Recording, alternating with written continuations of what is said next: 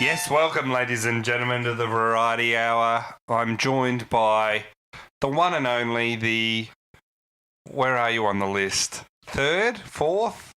Greatest satirist of the AFL. Currently going around, Danny McGinlay. Yeah, I'll definitely make top six. And there's only three of us. Yeah, I don't think I'll get a home final.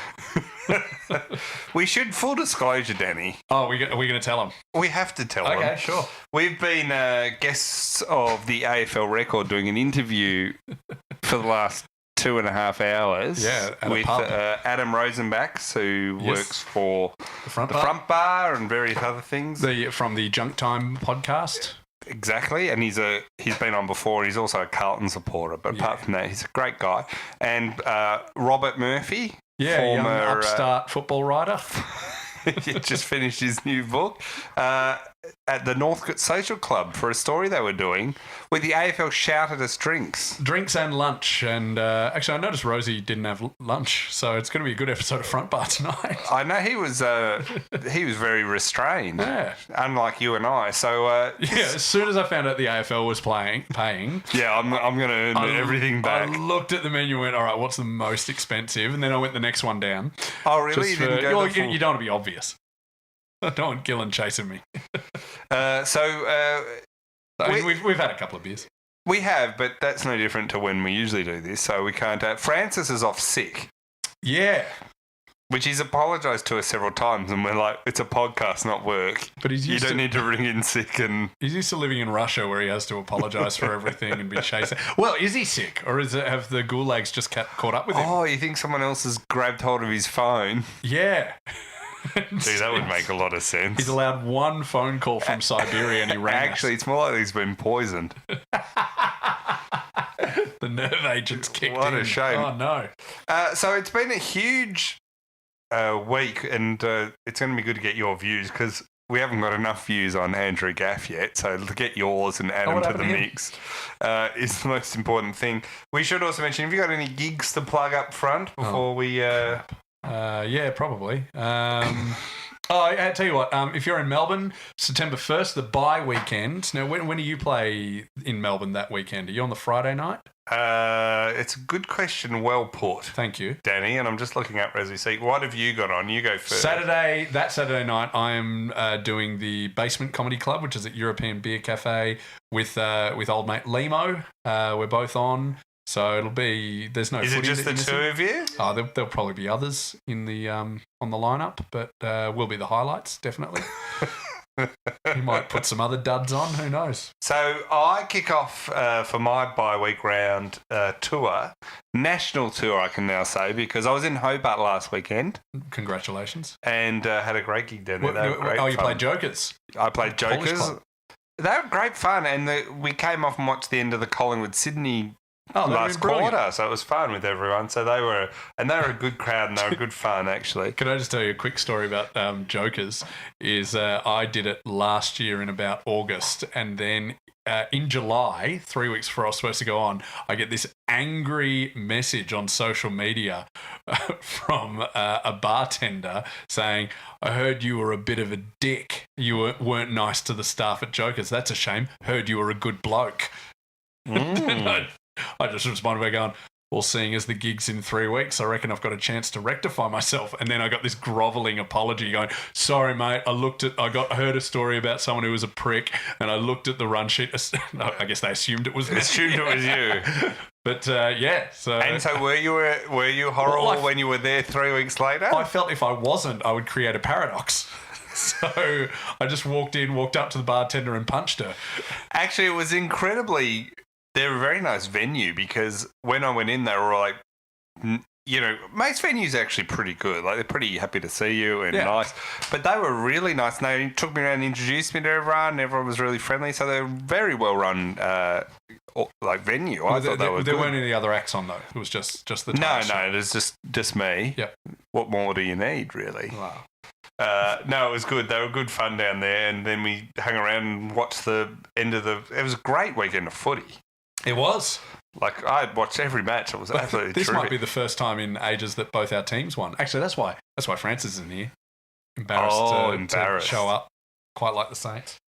losing to the Dogs. Or dying because you got injected with plutonium. It's one or the other. There's no other logical explanation. Now, Andrew Gaff, who has gone out, whacked Andrew Brayshaw. Yep. Not reported in a major way. A lot of people would have missed this story. He got after going to the tribunal on Tuesday night, got an 8-game suspension. Now, it's a fairly significant suspension when you look at it in the context of recent ones. Did you think it was fair, or were you? Yeah, sure. Were you? Yep. You're meant to have a hot take. You can't say it was fine. You got to either say it was too. I've got to say either it's not long enough or it's too long. You've either got to say it's a nanny state gone mad, and we need to let players sort it out on the field. What's my other option? Or that he should have gone to jail. Oh, okay. All right. I'm gonna go with. I don't know. What are you gonna say? I'll just do the opposite. No, you'll never work for SEN if you do this. No, but that's how they work. We've got to have opposing views. It's not a good cop gag. That you just got good cop, bad cop. Yeah. Good cop, bad cop. I always like the idea good cop, bad cop, where bad cop's just not very good at being a cop. Comes in with a hose. Yeah, what job do I have? Sorry, I knew it was emergency services. I knew I stepped all over the forensics. All right, good cop, inept cop. Yeah, so what are you thinking? Where are you lining up? Because Dean Solomon, he got an 8-match suspension when he elbowed Geelong's Cameron Ling in 2008 and 8. Mm-hmm. Now, it was interesting. David Grace was representing Gaff, and he is a QC. He also did a lot of the Essendon stuff. All right, so is he the Dennis Denuto of the I think he's the now? patron saint of lost causes. He just takes whatever. Like, how hard is it? It's almost impossible. All right, I'll do it. Is he Lionel Hutz? Yeah, well, he basically spent most of the tribunal going on and on about Gaff's junior record. Oh, yeah. Now that pissed me off. And then they mentioned that he was captain of a private school, Carey football club. What has that got to do with anything?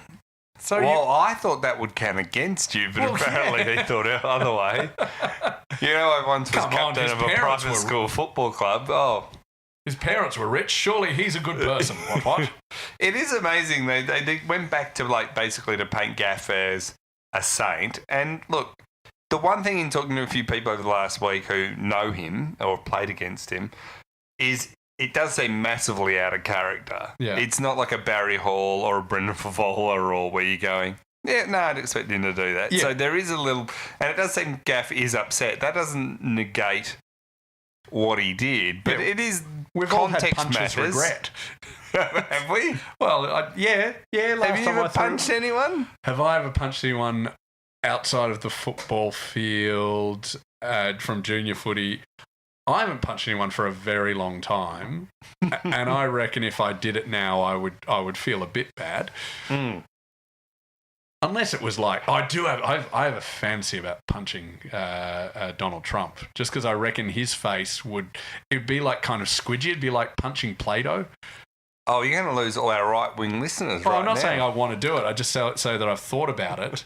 Because there's some really good... Like, we had lunch with Bob Murphy. I reckon punching him, because he's quite bony and stuff, it would hurt. It would hurt. But it would make you a better person. So you're on the record of not wanting to punch Bob Murphy? I think so, yeah. You think so? Yeah, I think I'm willing to go out on that. You didn't say this when we were sitting across from him. Well, you were holding me back. What I thought was interesting, David Grace, in the defence of this, threw out, he thought 3 weeks. Really? Now, what was interesting is a lot of people got upset about this, like, tell him he's dreaming. Yeah. They were very much like, this is insane. Like, why would you even suggest this? We're not buying thongs in Bali. Yeah, but this is the thing where you're sending out an ambit claim. Like, David Grace didn't think he was going to get 3 weeks. He knew we're looking at 7 or 8 probably here. And he was hoping by setting the bar so low that might come in at 5 or a 6. We understand what he's doing. Yeah. So the AFL came out with Jeff Gleeson, who always is the prosecutor. How long till we have a reality TV show based around him. So that's his name, Jeff Gleeson. Jeff Gleeson's the prosecutor. We have Michael Christian as judge, jury, and executioner. There could be some sort of buddy cop style crazy antics. Yeah. Good cop, bad cop. Good cop, bad cop. So we're always back to good cop, bad cop. That's every dynamic in life. I think Gleeson, by default, has to be good cop. Well, he said 8 to 12. He got 8. So he went high too with 12, but he got 8. So that's why. Now, we found out since then that they didn't play golf together days before this, Gaff and Andrew Brayshaw. Oh, was that a rumour going around, was it? No, Trevor Nisbet said it in a press conference. Okay. Who's Trevor Nisbet? He's the CEO of the West Coast Eagles. Okay, you're across all the detail. That's what I bring you in for. Well, this has been front page news for the last 5 days. I saw him punch. Did you just zone out? Well, I go, all right. No, I know the story here. He's punched. He's going to get suspended. What's next? Maybe am I simplifying things? Should I got really into this? Slightly. You should, this is the whole thing. The thing about football commentary... Is this my job as a sports broadcaster? Yeah, you've got to get so intense and believe in what you're saying so much more than everyone else, and that this is the most important thing that happened on earth this week. But I've had a couple of beers. I think I'm the opposite of most people. When I have a beer, I care about things way less. Yeah, that is weird. You should be more fired up. Well, do you want to talk about how Back to the Future 2 is a really underrated film? I can get passionate about that. Armageddon's my favourite film. What? There, I've said it. It's the Citizen Kane of movies. Armageddon is your favourite film? No, it's not my favourite, but it's definitely top 10. I love it. It's top 10? It's such an underrated film. It is. I can't go with you on this. It's a deadpan comedy.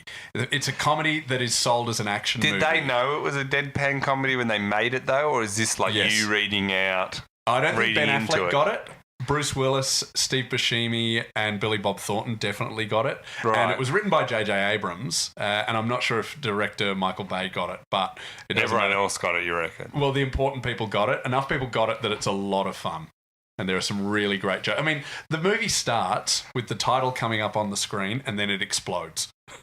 That sounds like every Michael Bay movie. Exactly. I think you're reading in jokes that aren't there. I'm fine with that.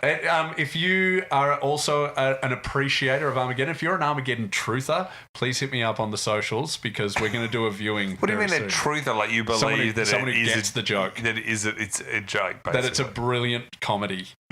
It is. It's not even like subtle. It's hilarious. So anyway, this Gaff is... let's moving right on. As much as I'd love to do an Armageddon deep dive... So Gaff gone for 8 weeks, didn't play golf with Brayshaw. The Brayshaw family now. So what? So the CEO came out and he said, these guys played golf. Mates. Yeah, they're good mates. They played golf 3 days before and turned out they didn't. They never met. So I don't know. Trevor Nisbet. It's like Gillon McLaughlin was like leading by a mile on worst media performances of the year. Yeah. He turned in several. And it's like Jeremy. It was like when Jeremy Howe had turned in last year about 3-4 mark of the year performances. Yeah, that's right. And then Rioli? No, it was Essendon guy. Danaher. Danaher, that's right. Snuck in with one and won it. Now Nisbet reminds me of that. It's like McLaughlin's got worst media performance. Like he's got the, it's like the World Cup. That's not a gimmicky performance. That was one he did. He's done a heap of this. When he told everyone when the match was just on Foxtel between Richmond and Collingwood, he said, "Go to the pub," which was the let them eat cake of the AFL. So he's had a bunch, and then Nisbet's come in and said, "Yeah, they played golf like 3 weeks. They're great mates." And then it comes out and they didn't. They've never met. You should have gone further. They're lovers. They're actually it was a lovers' tiff. West Coast have tried to run this difficult boundary line thing of course Brayshaw's the victim, but Gaff's really the victim. But we're not saying Gaff's really the victim. Of course, it's Andrew Brayshaw. And you're like, hang on, it sounds like you kind of want to do both. and you can't actually do they're that. saying a lot of it's trial by media. It's, come on, he's innocent until proven guilty. Yeah. Well, no, our eyes work. We saw him punch him. Well, did you think he tried to push off on his chest? Because I watched it again this morning because so many people were saying, "Oh, he tried to push off his chest." Even Andrew Brayshaw's dad said this. Yeah, I think he tried to push off his chest and accidentally connected with his head, and I thought, oh, everyone's saying it. Maybe I've completely, because you often misread this. So I went back and watched it. There is no way in the world he was trying to push off his chest. It's not something you do when you're 150 metres off the ball. It's not like you suddenly say, well, I need to put on the afterburners here. Oh, here's something I can bounce off. Way! It just no way was that it. I just don't know how it looked like it. I sort of agree with he was aiming for the chest. Do you? And accidentally got the face. But that doesn't make it right. Yeah, but I don't think he was aiming at the chest. I don't see, because he really swung with massive force. It wasn't a push. If you're saying it was a push off the chest, there's no way this was a push. No, I was saying it was a punch to the chest that missed. And do you think in future we're going to divide people into thought it was aimed at the chest, thought it wasn't? There's only two kinds of people in this world. No, I dare say this is Thursday, I dare say by Saturday everyone's forgotten this story. We've moved on to something else. Oh, stop it. It's the biggest story in the history of time. The AFL not done with just having 1,000 new ideas. And look, you and I are big fans of what the AFL are doing. Everything they're doing is great. Mm-hmm. So many clever ideas. They're the Armageddon of football leagues. It would make more sense if they were trying to do satire. Maybe they are, yeah. Well, they're outdoing us at the moment. You drill into a football, so blow it up from the inside. They decided that the draft isn't interesting enough and they need to tinker with it a bit more. And it's now going to be a 2-day draft. Extravaganza. What? It's been described as. Anytime anyone says this, rarely is something an extravaganza that is an extravaganza. What's a normal size vaganza? Like, what's... Let's add. Like, where are we... Why do we need extravaganza? Yeah, it's not going to be an extravaganza. It's just a vaganza. Right, okay. Well, 2-day vaganza. How are they going to pad this out? Because a big criticism I've had of the draft is it's too short. Anyone watching it, I wish this would go on an extra day because this is just riveting. The draft is, I know we're all meant to care. I genuinely never watch it. It is just ridiculous. And then anyone that invests an enormous amount of time into of all hot takes that happen in sport, none are worse than about the draft. Yeah. Players that most people have never even seen. Yep. The people who have seen them all say really nice things about them all because they kind of have watched these kids over the years and think, oh, yeah, he's really good at this, he's really good at that. Everyone else has watched maybe a minute of YouTube, goes, yeah, what a great get, or I think this is a bad... No one knows. I can't work out. Everyone's saying this is a super draft, and I think is this year or next year? This year. I've been saying this year, but that's mostly because the Bulldogs are terrible. But I genuinely had a horrible moment when I said that to one of my other Bulldog supporting mates. He goes, "Yeah, but is that true, or are you just repeating that because you've heard it?" And I went, "Oh yeah, I've definitely just repeating it." And I'm trying to work out where I said it. Can a list manager who listens to this show please tell us whether is it a super draft? But they never know. Like that. I remember watching the draft when Scully and Trengove got drafted by Melbourne, and everyone's like, "Oh, this is the moment Melbourne turn around." It's like, and spoiler alert, it wasn't. Hey, you might make finals. So they're also looking at a 2-part trade period that's been extended to 5 weeks, with clubs able to trade picks all the way up until a week before the draft. Now, this, to me, is the perfect example of the AFL inventing a way. They'll say this is a way for clubs to rebuild quicker. Yep. I say this is a way for bad clubs to get worse quicker. Yep. I and agree. good clubs to get good quicker. Yep. Yeah, because everyone's going to want to go to the good clubs. When Cameron Schwab et al. Were in charge of Melbourne, the best thing ever was that they couldn't trade away future draft picks. It's like stopping... And you say that's the best thing. That was the best thing that they weren't able to. It's like stopping a club self-harming. It's like saying, the best thing about when I was in solitary confinement, they took away my shoelaces and boot. Exactly. The idea of if people look at this and go, this could be good trading draft picks for future years. They can only trade the year ahead. Yeah. But it's fine if you've got a great list manager or a club that's really well run. But and every club has been in this situation where you've suddenly got like Mark Neild and Cameron Schwab are running your club, and this has happened in every other club at some point.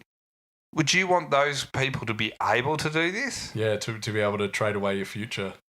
Yeah, to trade away your current future, but to be able to go a year further or down the track as well. Yeah, it seems properly evil, and it's like they don't realise that ineptitude is the biggest virus in all sports administration.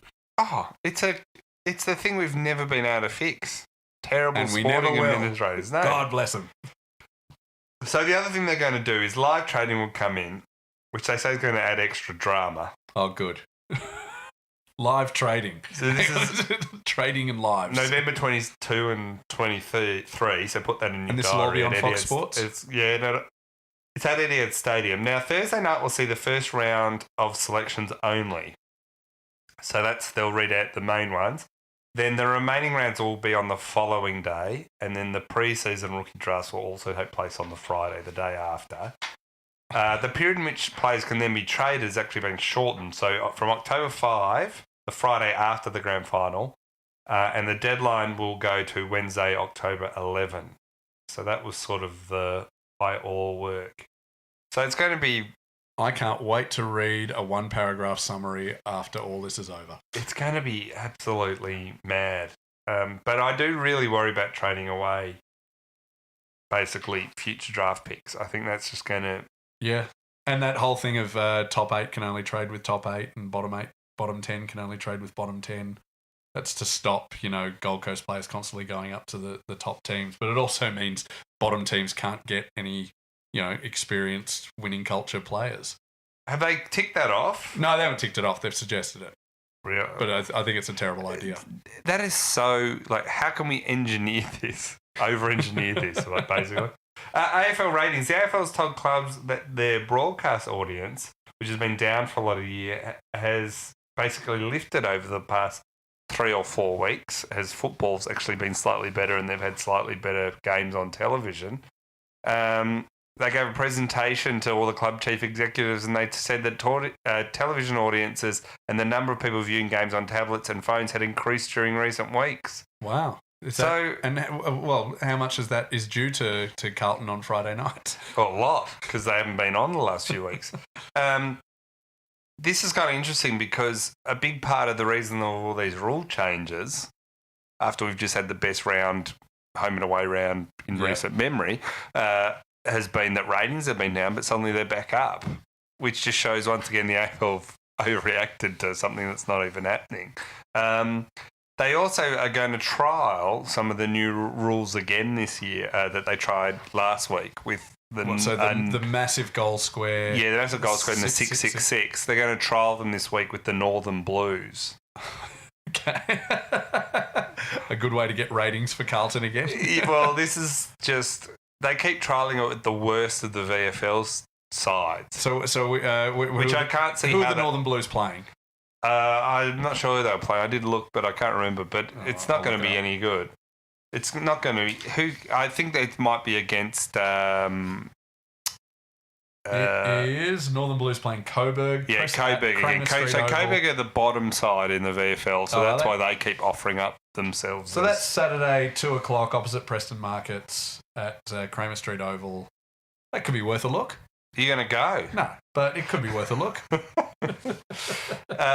So it's looking like these AFL rule changes are just looking sillier and sillier with every bit of information that comes in, really. Which means they're definitely going to double down on them.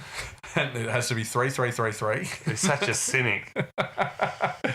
So anyway, it's not a surprise. Ratings go up as the games get better, and if you schedule the better teams on the... I mean, this is the thing. They always act like this is amazing. Like it's like rocket science. Yeah. Do you know, I was just going through some old files on my computer and I came across a time, me being on this very podcast in October or November last year. It was it was the running sheet you'd sent me. And do you know what the number one thing on there is? The AFL has released the fixture. Seriously, how did Carlton have so many Friday night games?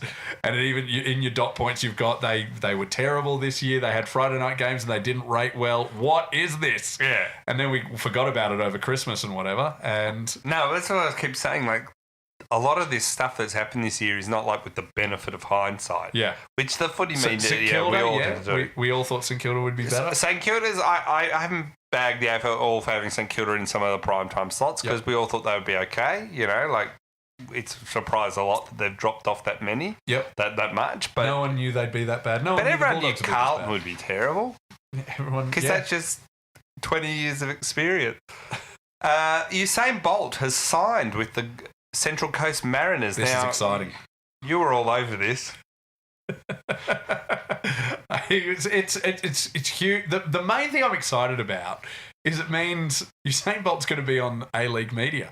Like they're gonna get him in to do special comments. Well, he's only doing, and he's batshit crazy. I love him. He's only doing a trial. It's all right. That's all we need. Imagine him on, him with Bozza. Him and Bozza discussing things on the back page.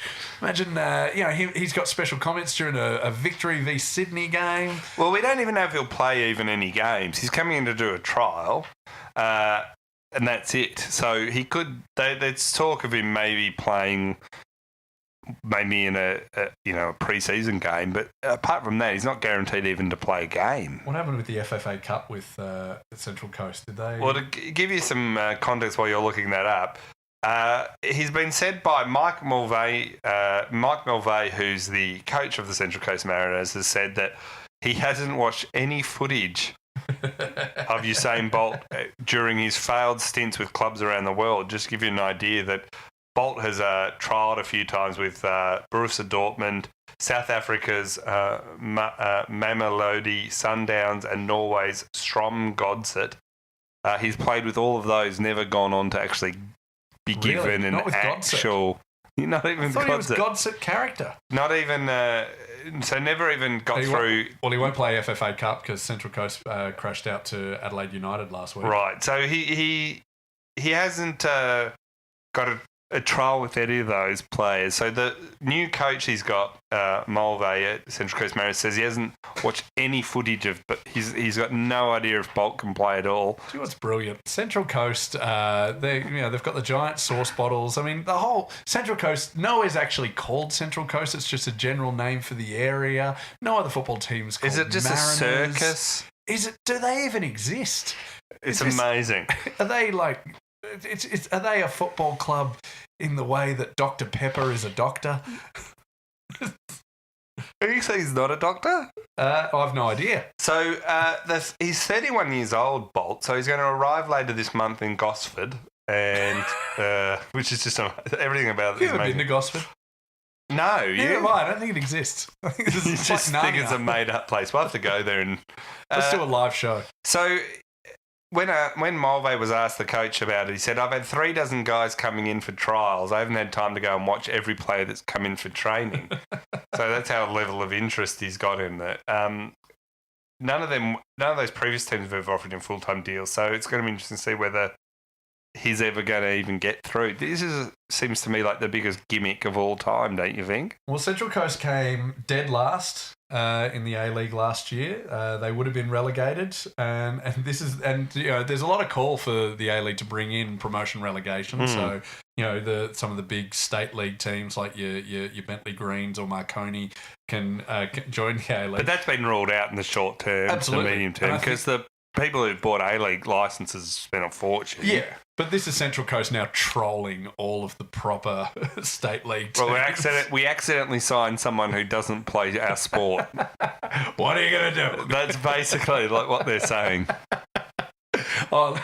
Do you think he'll be as big a success as Carmichael Hunt was on the Suns? It will getting them all investigated for being part of a drug ring. Was he worse than Israel Folau, you reckon? Israel Folau was probably better. One, he didn't do his homophobic rants until he left the code.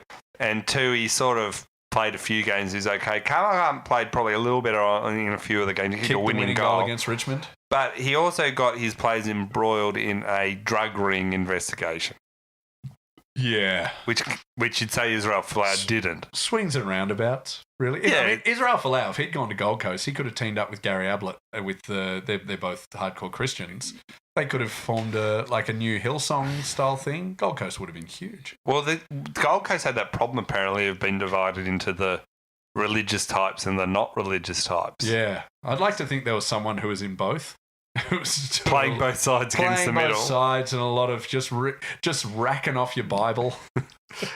Billy Slater retired in the past week. He's announced he will retire at the end of the season. He's 35 years old, which that's a good age to play rugby league until. Yeah, especially the way he got smashed. The last 18 months, he has been in amazing form. Most people thought he wouldn't even play because he did his ACL last year. They didn't think he'd come back at all. So he said he's finishing up. He paid a lot of thanks and the credit for his career to Craig Bellamy, who taught him to work harder than anyone else, which I think Bellamy, if he tells you to work hard, you work hard. Yeah. Or you're not around long. Bellamy says that Slater was the best fullback he's seen in the history of the game. Well, yeah, I would argue surely Billy Slater's one of the greatest rugby league players of all time. I think anyone's going to question that. Well, I think the way he played fullback, and I think also I watched most of his games in Melbourne live. I went to a lot of them. Oh, yeah? And, yeah, he's just one of those. I always think the great sports people, you don't need to even know much about the sport or even be a massive fan. Within minutes of watching them, you're like, this person's doing stuff that no one else out there is doing. And, and I think that's why a lot of people got into basketball with Michael Jordan, for example. Like, you didn't need to know the intricacies of basketball to just recognise genius. Yeah, you can just say, oh, they're doing that better than everyone else. Yeah. They're doing something different. Yeah. And so he was an absolute superstar. I mean, the Storm always have that stuff where, that they've laid out how many premierships he's won. That they always conclude the ones from the salary cap cheating years. They do include those? Yeah, in the media. So that's 4 grand finals he's won. Yeah, and it's sort of like you look at it and go, a few of those were don't exist, apparently. Yeah, so he still won 2, 2012, 2017. Yeah. Oh, look, there's no... and look, you look at what he and Cam Smith and Cooper Cronk and JT won. 81 million State of Origins. Yeah, they won every single one to make it absolutely pointless. So, and he's a player that also, I think, being in Melbourne, like everyone in Melbourne knows who he is to get that cut through, like him and Smith. Yeah, and not only know what they look like. Now that's bigger cut through. Like I wouldn't be able to. I couldn't pick Cooper Cronk out of a lineup, but really? I definitely know the name. Yeah, very handsome man, Danny. Is he? Well, he's with Tara Rushton. I should expect nothing less. But whereas I know what Cam Smith and Billy Slater look like, the only other Melbourne Storm players I definitely know what they look like are Marcus Bai and Tawira Nikau. What's amazing about the Storm down in Melbourne from a Victorian point of view is their cut through compared to the Rebels. Oh man, yeah. I met the captain of the Rebels actually. Did you? About a month ago. Yeah, and he had to explain who he was, but we had a lovely chat. And then I took a selfie with him and I sent him to my cousin who's a big rugby guy, Queensland Reds. Didn't know it. He had no idea.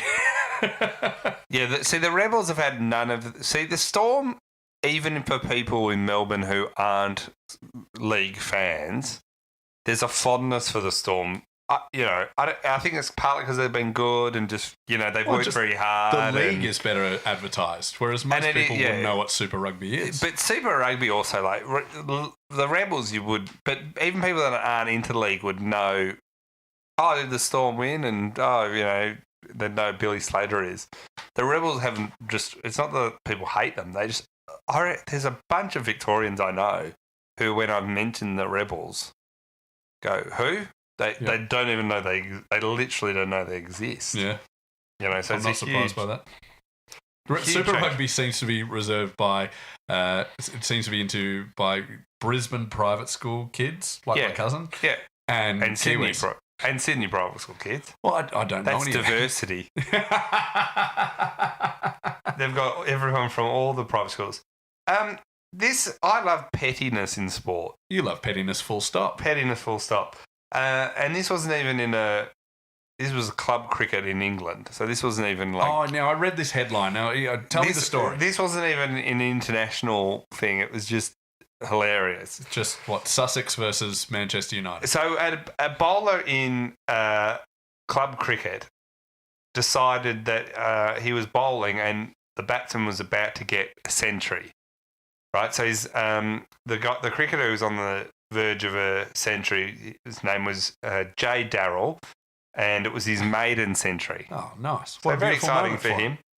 And he was playing for Minehead, and he needed 2 wins for victory over Purnell. Two wins, 2 runs? 2 runs, for victory over Purnell. And he was on 98, not out. So the bowler gets ready to bowl, and the bowler has not been named because the vitriol and anger around this is so big. Wow, it sounds like they did something really bad. So he went up to bowl, and then instead of bowling, he just threw the ball to the boundary with the byes ending the game, ensuring that Darrell was stranded 2 runs short of a century. Oh, that's petulant. Isn't that amazing? Just went, I'm happy we're going to lose, but I would rather we lose me just throwing the ball at the boundary and giving byes away than you get your century.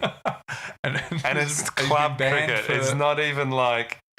So the response has been swift. 9 games, did I read?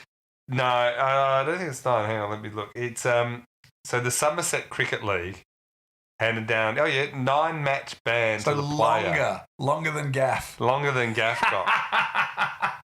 Saying the incident brought the Sutherland Cricket League and cricket in general into disrepute and was against the spirit of the game. Wow. 9 months for just throwing the ball away in a, pig of feet.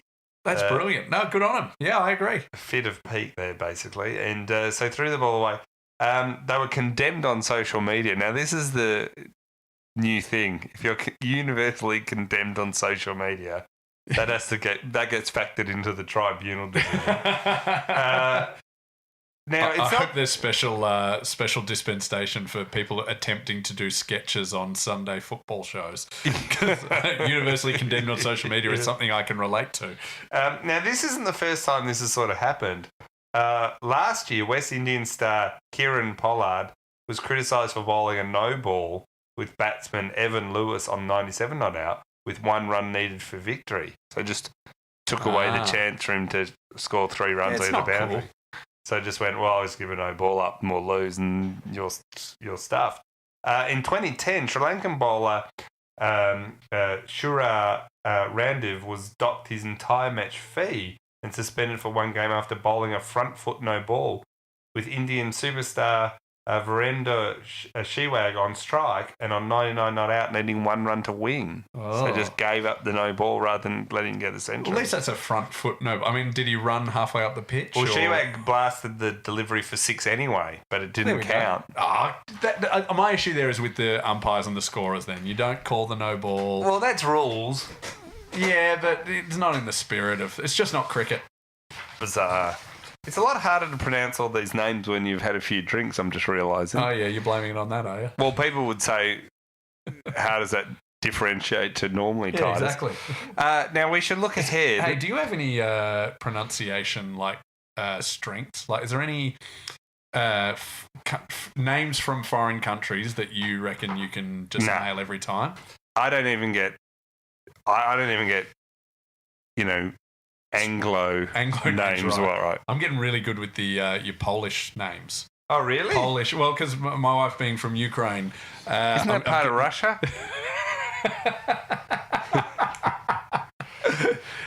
Yes. I'm getting pretty good with them. So I would like just to put it out to the Polish athletes and the Ukrainian athletes and all of Eastern Europe, do something so I can show off my pronunciation skills. That's all. Play on. The most bizarrest call for... Yeah.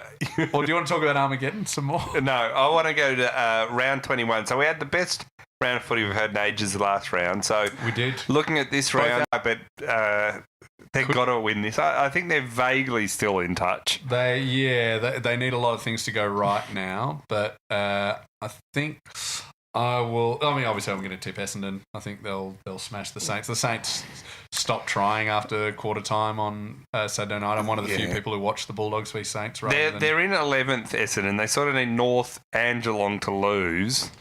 And that's doable. I mean, I think Hawthorn, we're about to preview this, but I think Hawthorn will beat Geelong. And obviously the Dogs will knock off North Melbourne. All right, well, Hawthorn Geelong, 1:45 MCG. Great game. Geelong are favourites, which surprises me. They were very good. I was there on Friday night. They were very good on Friday night. Very close. Yeah, but just not there. And I think Geelong are sort of... They play almost as well as their opponent every week. Like, so if they're playing like a top team like your Richmond, they will gallantly lose, and if they're playing a team you're expected to thump, they will unconvincingly win. My problem with Geelong is they tend to give up the first half or so they'll tend to start very badly and then do this back. We're coming back. The Suns play Richmond, but it's up at the Gold Coast. It is. This will be Richmond's chance to win their first interstate game of the year.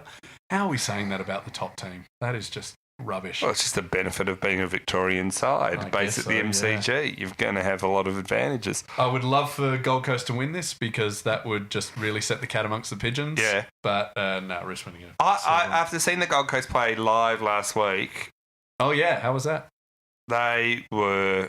terrible. And terrible. I'm a connoisseur of terrible. Yeah, so Danny. where were they? What if you... Oh, they were right up there with the worst of Melbourne. The worst of Melbourne, really? Yeah.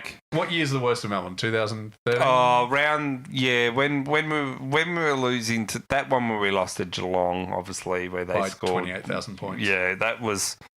Because the week before that Geelong game, we played Hawthorn on the MCG, and we were just as bad. Hawthorn probably just took the foot off the accelerator a little bit, and people focused on the Geelong one. But the week before we'd been as bad. It was just Hawthorn below. Yeah, so we got nothing to prove here. So the Suns looked like they had no intensity at all. Yep. And they also, when they had the ball, they looked surprised to have it and therefore not really sure what to do with it. Then the Power are playing the Eagles. Now that's a great game. That's a reenactment of a rematch of the only good final from last year. What I don't get is the Eagles had the injuries and they came back. And then the Gaff incidents happened. Yeah, that's surely. And you suddenly look at it and go, they've become this wild card where you thought they were second on the ladder, very good, and now you're suddenly like, what are they going to do from here? Yeah, you don't have... Gaff's a big loss in one sense, but then also what they've been through. Yeah, and you forget that they're carrying a lot of injuries as well. They've lost Nick Nat, and so what? I think a lot of us wrote them off. Now they sort of had a bit of goodwill in that they haven't won a flag in over a decade. So it was a bit like, it'd be nice for West Coast to get up, but yeah, it's I think. Well, and the Power lost to the Crows last week. Well, did they? It was the post hit. We don't know. How good are showdowns? Let's have one every week. Yeah. It's so who do you think's going to win there? I'm actually going to go Port there. Yeah, me too. Collingwood take on at Etihad Stadium, of course, being a Collingwood home game. The Lions. Why is that at Docklands? I'd say because Hawthorn Geelong's at the MCG. You can do a double header there. Come on. No one's going to Collingwood Brisbane. The Lions are no longer easy beats, and Collingwood have every... Darcy Moore's injured now. Is anyone not injured? At Collingwood, yeah. I think Eddie's going to be at half-back for this one. Don't tempt him. But yeah, no, I think Collingwood will win. Collingwood are very good. They're actually good? Yeah, they're actually good. My theory is they're so used to injuries now that they just don't notice them. So they're like Wolverine. Yeah, like It doesn't. They've just had to learn to play with assuming everyone is not playing. So when the team runs out, the players are surprised to see other people. I thought it was just me this week. The Giants are taking on the Crows on Saturday night. The University of New South Wales. And how weird is this? GWS are third on the ladder. And GWS is going to win this. Yeah, of course they are. Yeah. But GWS are third, and no one's really talking about it. Well, my theory is the two best sides at the moment is Richmond and GWS. Yeah, it's. Look, I've been saying it, and I'm going to say it again. Sleeping Giants. Sleeping Giants. North Melbourne take on the Bulldogs. Who cares? North have to win to sort of stay in touch with the 8. And Bulldogs had a real glitch in our tanking. You did. We really need to lose this. North are going to win this with the Super Draft. This actually is probably one of the most interesting games of the week. Melbourne take Carlton. on. What makes you think that? Melbourne take on the Swans.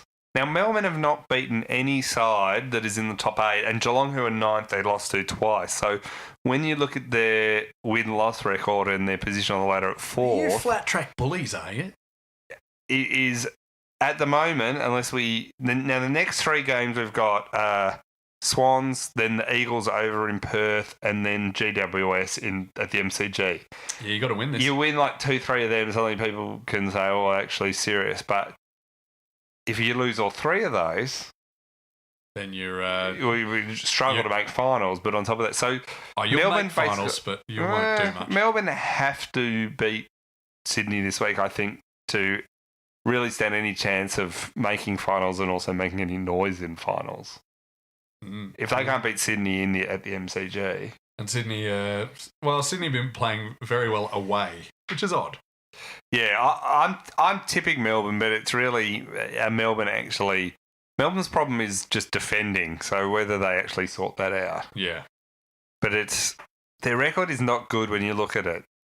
It's not filling you with confidence that they've proven themselves. They got smashed. They've lost to Geelong twice very closely, but they've been smashed by Collingwood and Richmond, and I think Hawthorn too on the MCG, which is where all the finals are going to play. Weird. No, they got smashed. Yeah, well, you stopped trying after quarter time. No, they just couldn't. Hawthorn was set up way better. So are you tipping Sydney? I'm tipping Melbourne. I think Melbourne can actually start to put it together, but, we have been drinking all afternoon. I'll tip Sydney just for a bit of an upset. Freo Carlton, who cares? This is like, why would you bother? Yeah, I'm surprised this isn't on a Friday night. I'm sorry, in prime time. This will be... This is over in Freo too. It is. So, yep, we're still talking about it, are we? The most amazing thing is Carlton lost to 16 players on the ground. Oh, yeah. Now they are breaking new ground at being terrible. It's almost impressive. That's next level. And we talked about it on Surge Night on Tuesday, but it still just is amazing to me. Yeah, it's hard to fathom. If Gaff hadn't happened... Yeah, actually, that's a good point. Carlton should be sending Gaff flowers. Well, isn't Gaff allegedly going to Carlton? Oh, you think this is all part of it? This was like, he'd heard, hey, we're going to be in the news there's a conspiracy theory I can get behind. All right, so Gaff is a sleeper agent for Carlton. Just was like, we'll help you out. Yeah. Brilliant. Okay, then we worked it out. That's why Gaff did it. Oh, well, thank you, ladies and gentlemen. We did well to get this one in, Danny. We did. You were quite tempted to stay at the social club. I'm always tempted to stay at the social club, and I'd been there since last night. You had. They just locked me in now and give me my own key. So thank you, ladies and gentlemen. We will see you next week.